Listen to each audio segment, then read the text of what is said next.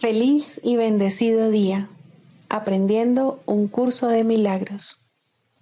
El secreto de la verdadera oración es olvidarte de las cosas que crees necesitar. Pedir algo específico es igual que ver el pecado primero y luego perdonarlo. Del mismo modo, al orar pasas por alto tus necesidades específicas, tal como las ves, y las dejas en manos de Dios.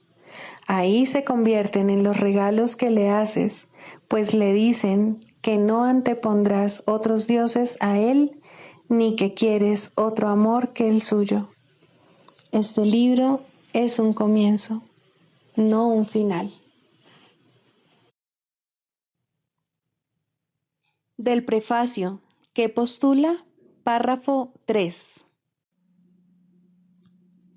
Del conocimiento y de la percepción surgen dos sistemas de pensamiento distintos que se oponen entre sí en todo. En el ámbito del conocimiento no existe ningún pensamiento aparte de Dios, porque Dios y su creación comparten una sola voluntad.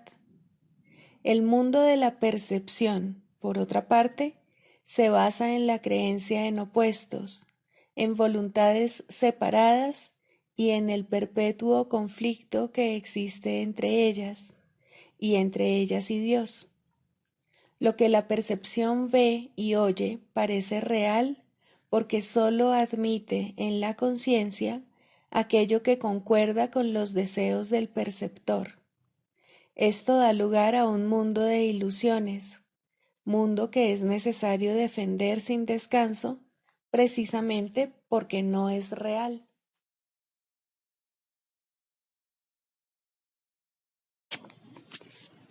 Introducción. Este es un curso de milagros, es un curso obligatorio. Solo el momento en que decides tomarlo es voluntario. Tener libre albedrío no quiere decir que tú mismo puedas establecer el plan de estudios. Significa únicamente que puedes elegir lo que quieres aprender en cualquier momento dado. Este curso no pretende enseñar el significado del amor, pues eso está más allá de lo que se puede enseñar. Pretende, no obstante, despejar los obstáculos que impiden experimentar la presencia del amor, el cual es tu herencia natural. Lo opuesto al amor es el miedo, pero aquello que todo lo abarca no puede tener opuestos. Este curso puede, por lo tanto, resumirse muy simplemente de la siguiente manera. Nada real puede ser amenazado. Nada irreal existe. En esto radica la paz de Dios. Capítulo 1. El significado de los milagros. Primero, principios de los milagros. Principio 36. Los milagros son ejemplos de recto pensar que armonizan tus percepciones con la verdad, tal como Dios la creó.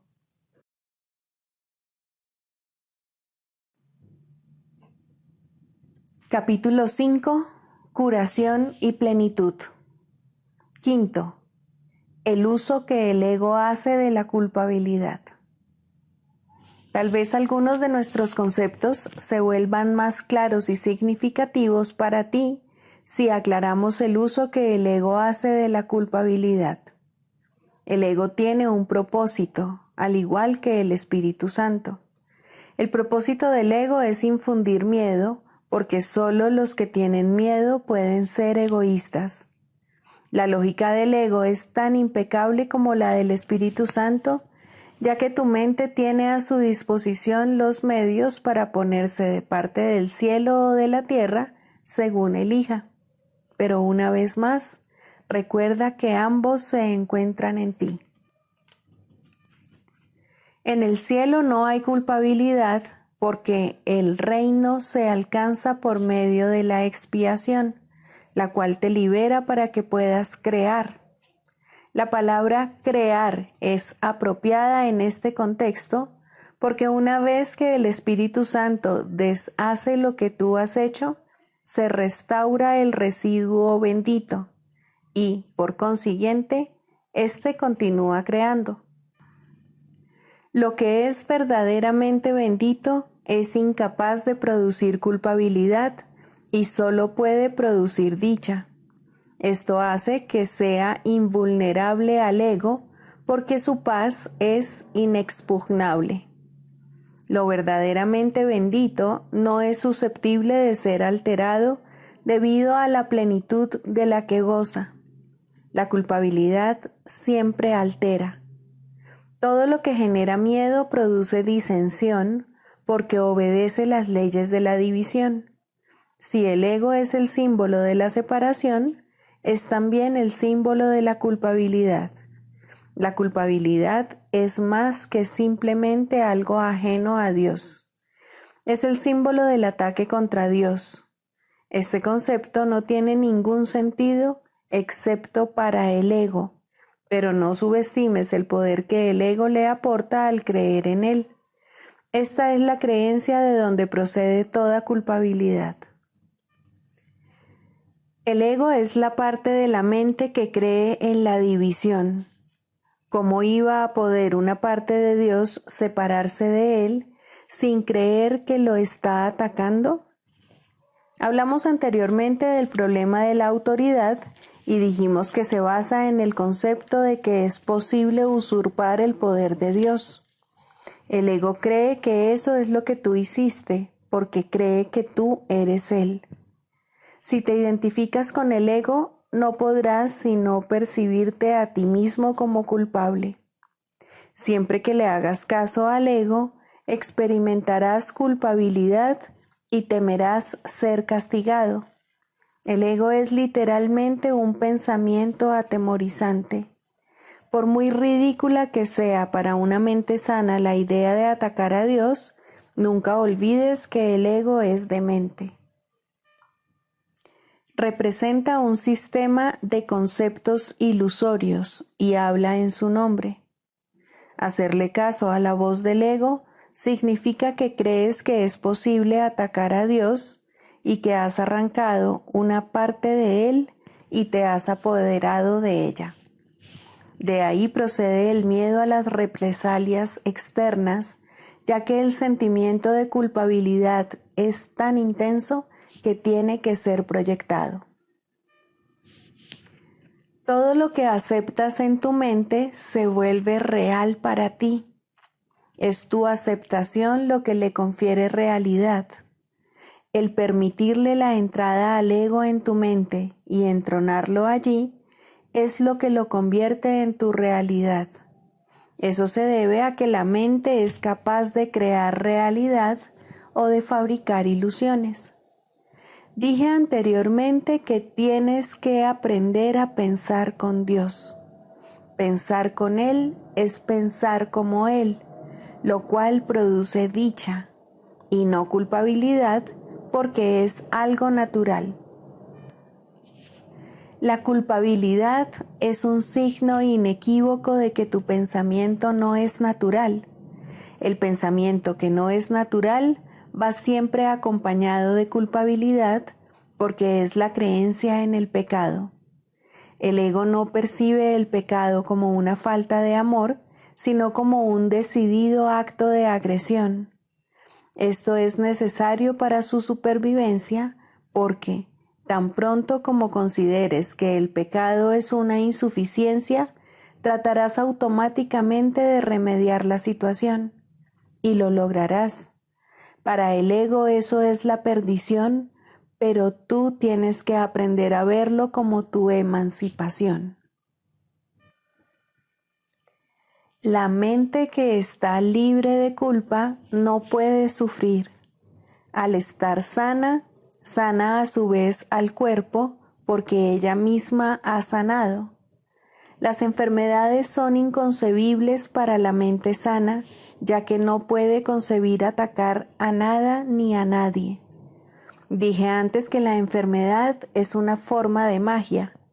Quizás sería mejor decir que es una forma de solución mágica. El ego cree que castigándose a sí mismo mitigará el castigo de Dios, mas incluso en esto es arrogante. Le atribuye a Dios la intención de castigar y luego adopta esa intención como su propia prerrogativa. El ego trata de usurpar todas las funciones de Dios tal como las percibe, porque reconoce que solo se puede confiar en una lealtad absoluta. El ego no puede oponerse a las leyes de Dios de la misma manera en que tú tampoco puedes hacerlo, pero puede interpretarlas de acuerdo con lo que desea, al igual que tú. Por eso es preciso que contestes la pregunta, ¿qué es lo que quiero? La contestas cada minuto y cada segundo, y cada decisión que tomas es un juicio que no puede por menos que tener consecuencias. Y éstas continuarán repitiéndose automáticamente hasta que tomes otra decisión. Recuerda, no obstante, que las alternativas en sí son inalterables. El Espíritu Santo, al igual que el ego, es una elección que uno hace. Ambos constituyen las únicas alternativas que la mente puede aceptar y obedecer. El Espíritu Santo y el ego son las únicas opciones que tienes. Dios creó una de ellas y, por lo tanto, no puedes deshacerla. La otra la inventaste tú y, por lo tanto, sí puedes. Solo lo que Dios crea es irreversible e inmutable. Lo que tú has fabricado siempre se puede cambiar, porque cuando no piensas como Dios, en realidad no estás pensando en absoluto.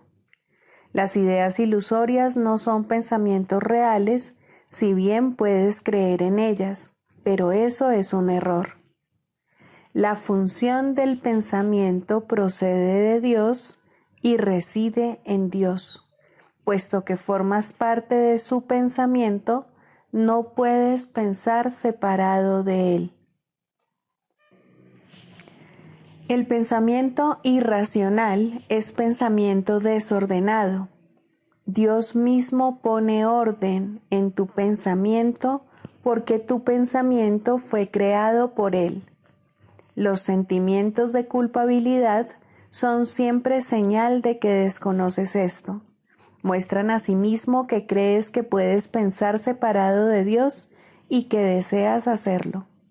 Todo pensamiento desordenado va acompañado de culpabilidad desde su concepción y mantiene su continuidad gracias a ella. La culpabilidad es ineludible para aquellos que creen que son ellos los que ordenan sus propios pensamientos y que, por lo tanto, tienen que obedecer sus dictados. Eso les hace sentirse responsables de sus errores sin darse cuenta de que, al aceptar esta responsabilidad, están reaccionando de manera irresponsable. Si la única responsabilidad del obrador de milagros es aceptar la expiación para sí mismo, y te aseguro yo que así es, la responsabilidad por lo que debe ser expiado no puede entonces recaer sobre ti. Este dilema no puede ser resuelto excepto aceptando la solución del deshacimiento. Tú serías responsable de los efectos de tu manera equivocada de pensar si ésta no se pudiera deshacer. El propósito de la expiación es conservar del pasado únicamente aquello que ha sido purificado. Si aceptas el remedio para el pensamiento desordenado, remedio cuya eficacia es indudable, ¿cómo iban a seguir estando presentes sus síntomas? La continua decisión de permanecer separado es la única razón posible de que siga habiendo sentimientos de culpabilidad.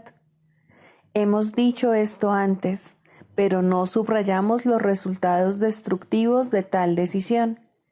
Cualquier decisión de la mente afecta tanto al comportamiento como a la experiencia. Lo que tú deseas, esperas que tenga lugar. Esto no es algo ilusorio. Tu mente ciertamente forja tu futuro y se lo devolverá a la creación plena en cualquier momento si primero acepta la expiación. Retornará a sí mismo a la creación plena en el instante en que haya hecho eso. Al haber renunciado a su pensamiento desordenado, la correcta ordenación del pensamiento se hace evidente. Libro de ejercicios, lección 207. No soy un cuerpo, soy libre, pues aún soy tal como Dios me creó. Bendigo al mundo porque me bendigo a mí mismo. La bendición de Dios irradia sobre mí desde dentro de mi corazón, donde Él mora. No necesito más que dirigirme a Él y todo pesar desaparece conforme acepto su infinito amor por mí. No soy un cuerpo, soy libre, pues aún soy tal como Dios me creó.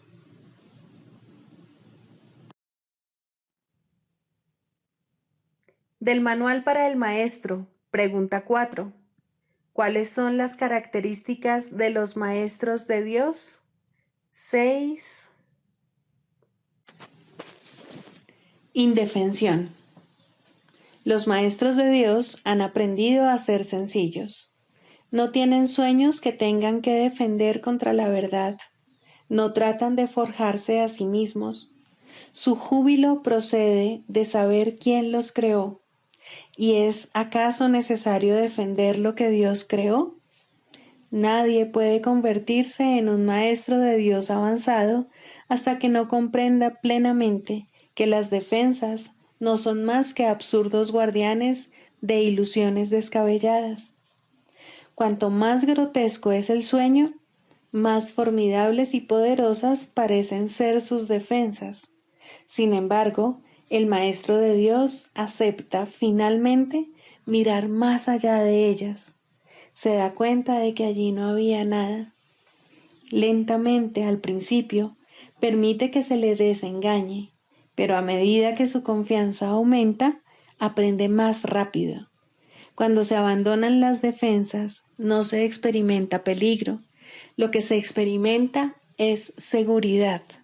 Lo que se experimenta es paz. Lo que se experimenta es dicha. Y lo que se experimenta es Dios.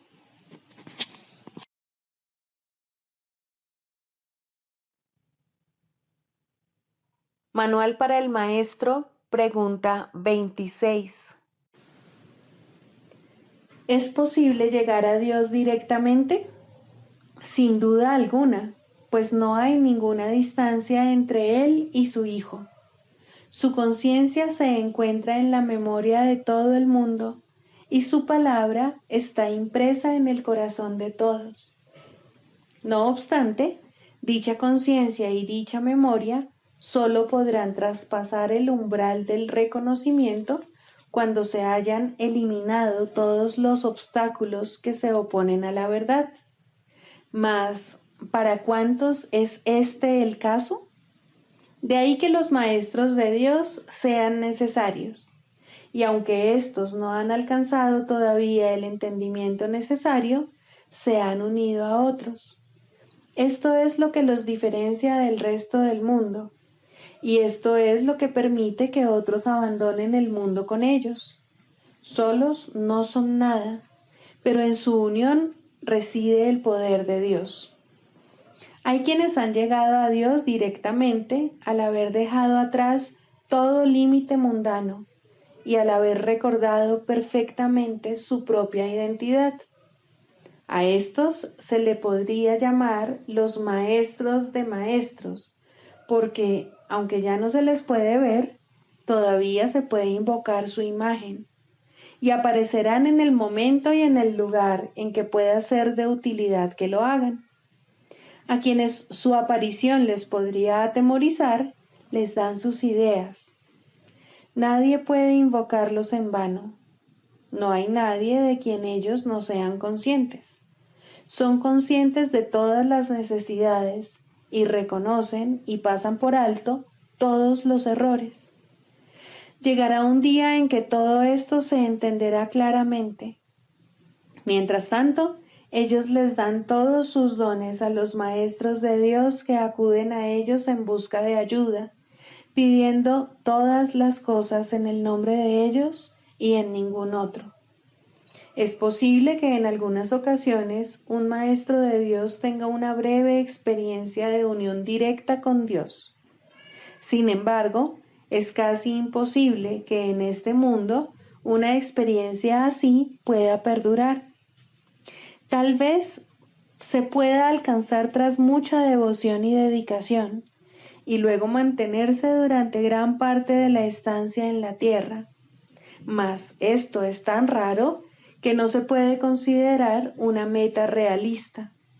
Si sucede, bien. Si no sucede, bien también. Todos los estados mundanos son, en cualquier caso, ilusorios. Si se alcanzase a Dios directamente en una conciencia continua, el cuerpo no se podría conservar por mucho tiempo.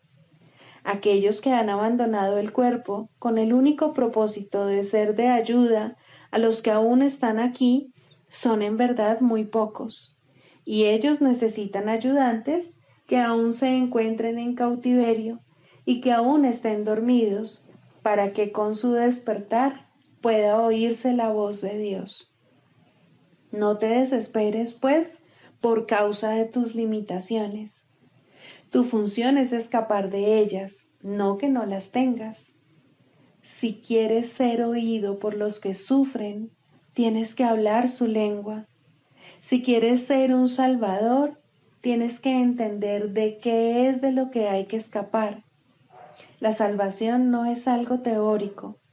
Examina el problema, pide la respuesta y cuando te llegue, acéptala.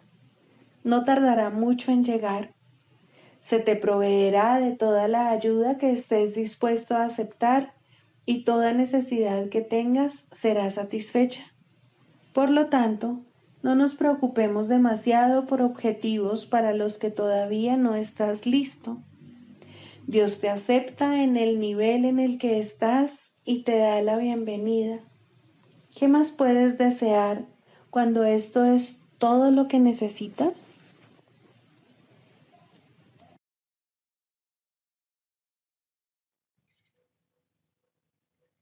Clarificación de términos.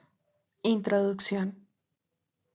Este no es un curso de especulación filosófica, ni está interesado en una terminología precisa. Se orienta únicamente hacia la expiación o corrección de la percepción. El medio de la expiación es el perdón. La estructura de la conciencia individual es esencialmente irrelevante, puesto que es un concepto que representa el error original o pecado original. Estudiar el error en sí no conduce a la corrección, si es que en efecto quieres tener éxito en poder pasarlo por alto. Y es precisamente este proceso de pasar por alto lo que el curso se propone enseñar.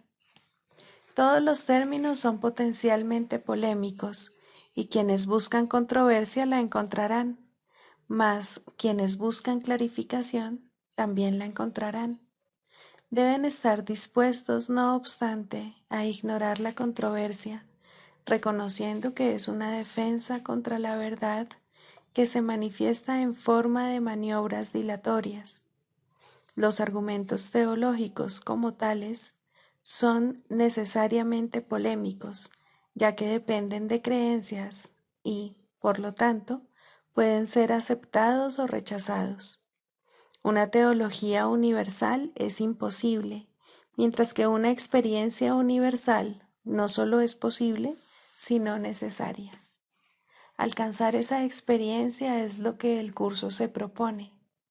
Solo cuando ésta se alcanza es posible la consistencia, porque solo entonces se acaba la incertidumbre. Este curso opera dentro del marco de referencia del ego, pues ahí es donde se necesita. No se ocupa de lo que está más allá de todo error, ya que está planeado únicamente para fijar el rumbo en dirección a ello.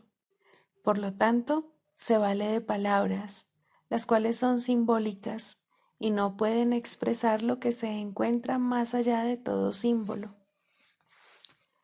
El ego es el único que pregunta, puesto que es el único que duda. El curso simplemente ofrece otra respuesta, una vez que se ha planteado una pregunta. Dicha respuesta, no obstante, no recurre a la inventiva o al ingenio. Estos son atributos del ego. El curso es simple, tiene una sola función y una sola meta.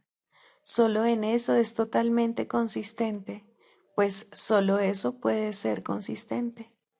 El ego exigirá muchas respuestas que este curso no provee.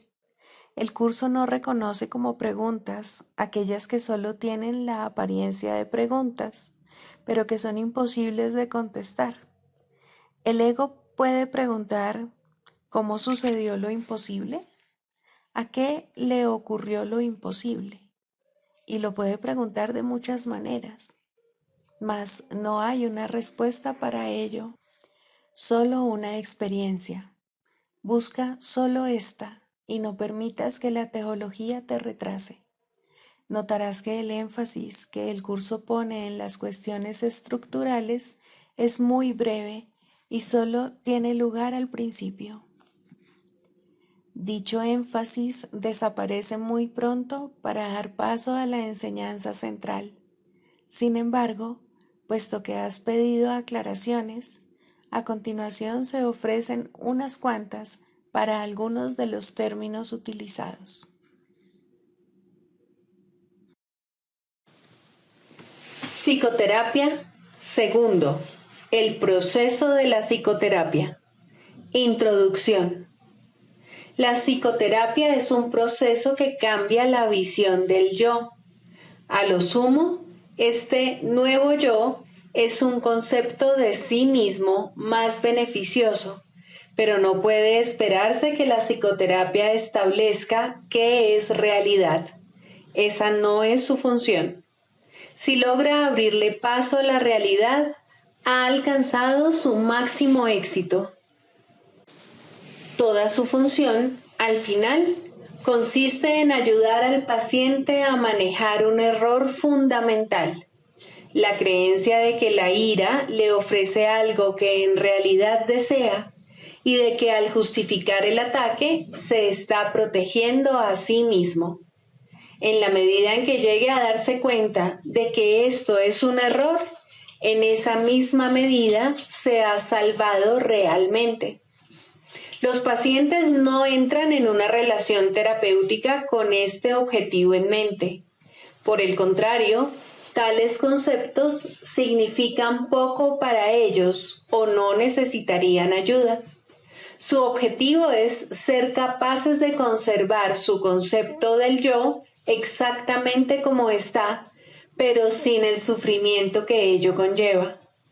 Todo su equilibrio descansa sobre la insensata creencia de que esto es posible, y como resulta tan claramente imposible para la mente sana, lo que buscan es magia. En las ilusiones, lo imposible se consigue fácilmente, pero a costa de hacer realidad las ilusiones. El paciente ya ha pagado su precio. Ahora quiere una ilusión mejor. Al comienzo, pues, la meta del paciente y la del terapeuta son divergentes. Tanto el terapeuta como el paciente pueden abrigar falsos conceptos de sí mismos, pero aún así sus respectivas percepciones sobre la mejoría deben ser distintas. El paciente espera aprender a lograr los cambios que quiere sin cambiar su concepto de sí mismo de manera significativa. De hecho, espera que ese concepto se estabilice lo suficiente para incluir en el mismo los poderes mágicos que busca en la psicoterapia. Desea volver invulnerable lo vulnerable e ilimitado lo finito. El yo que ve es su Dios y lo único que busca es servirle mejor. Sin importar cuán sincero pueda ser el propio terapeuta, debe querer cambiar el concepto que el paciente tiene de sí mismo de alguna manera que considera real. La tarea de la terapia es reconciliar estas diferencias. Con suerte, ambos aprenderán a abandonar sus metas originales, pues solo en las relaciones puede hallarse la salvación. Al comienzo, es inevitable que tanto los pacientes como los terapeutas acepten metas irreales que no están completamente libres de matices mágicos. Finalmente, estas se abandonarán en las mentes de ambos. El canto de la oración. Tercero, orar por otros. Dijimos que siempre oras por ti mismo y así es. ¿Por qué entonces debes orar por otros? Y si debes hacerlo, ¿cómo lo debes hacer? Orar por otros, si se ha entendido correctamente, se convierte en el medio para eliminar la culpa que has proyectado sobre tu hermano y poder reconocer que no es él quien te está haciendo daño. Antes de que se te pueda salvar de la culpa, debes renunciar al pensamiento venenoso de que él es tu enemigo, tu malvada contraparte, tu némesis. El medio para alcanzar esto es la oración de un poder creciente y metas ascendentes hasta que finalmente llega a Dios. Las formas iniciales de la oración en los primeros peldaños de la escalera no están libres de envidia y malicia, claman venganza, no amor. Tampoco proceden de alguien que entiende que son peticiones de muerte hechas con miedo por quienes atesoran la culpa. Invocan a un Dios vengativo y es Él quien parece contestarles. Nadie puede pedir el infierno para otro y Él mismo librarse de él. Solo aquellos que están en el infierno pueden pedir el infierno. Pero aquellos que han sido perdonados y han aceptado su perdón, jamás podrían orar de esa manera. En estos niveles, pues, la meta del aprendizaje no es otra cosa que reconocer que la respuesta a cualquier oración será idéntica a la forma en que la oración se hizo. Eso es suficiente. A partir de ahí, el paso a los siguientes niveles será fácil. El próximo ascenso comienza con esto. Lo que he pedido para mi hermano no es lo que querría para mí. Por lo tanto, lo he convertido en mi enemigo. Es evidente que este paso no lo puede dar quien no ve la liberación de otros como algo ventajoso y de valor para sí mismo. Puede aplazarse por largo tiempo porque puede parecer peligroso en lugar de compasivo. Para los culpables, ciertamente, parece una ventaja tener enemigos y este imaginado beneficio debe desaparecer si es que se ha de liberar a los enemigos. La culpa se debe abandonar, no ocultar. Esto no se puede hacer sin cierto dolor y tener un atisbo de la naturaleza misericordiosa de este paso puede llevar por algún tiempo a un profundo retraimiento en el miedo, pues las defensas del temor son temibles en sí mismas y cuando se reconocen traen el miedo con ellas. No obstante, ¿qué ventaja le ha reportado jamás a un prisionero la ilusión del escape? Su verdadero escape de la culpa radica únicamente en el reconocimiento de que la culpa ha desaparecido. Mas, ¿cómo puede reconocerse esto mientras la oculte en otro y no vea que es la suya propia? El miedo a escapar hace difícil dar la bienvenida a la libertad y convertir a un enemigo en carcelero parece ofrecer seguridad. ¿Cómo, entonces, se le puede librar sin que se apodere de ti un profundo miedo? Has hecho de él tu salvación y tu escape de la culpa. Tu inversión en esta forma de escape es enorme y el miedo de renunciar a ella es grande en verdad. Aquíétate por un instante ahora mismo y piensa en lo que has hecho. No olvides que fuiste tú quien lo hizo y quien puede, por lo tanto, dejarlo ir. Extiende la mano. Este enemigo ha venido a bendecirte. Acepta su bendición y siente tu corazón elevarse y tu miedo desaparecer. No te aferres al miedo ni a él. Él es un hijo de Dios al igual que tú. No es un carcelero, sino un mensajero de Cristo. Sé esto para él, para que él lo sea para ti. No es fácil darse cuenta de que orar para pedir cosas, posición social, amor humano, regalos externos de la clase que sean, siempre se hace para establecer carceleros y ocultarse de la culpa. Estas cosas se emplean como metas que sustituyen a Dios y por lo tanto distorsionan el propósito de la oración. Desearlas es orar por ellas. Uno no necesita pedir explícitamente. La meta de alcanzar a Dios se pierde de vista cuando se va en pos de metas menores de la clase que sean, y la oración se convierte en una petición de enemigos. Incluso en esto se puede ver claramente el poder de la oración.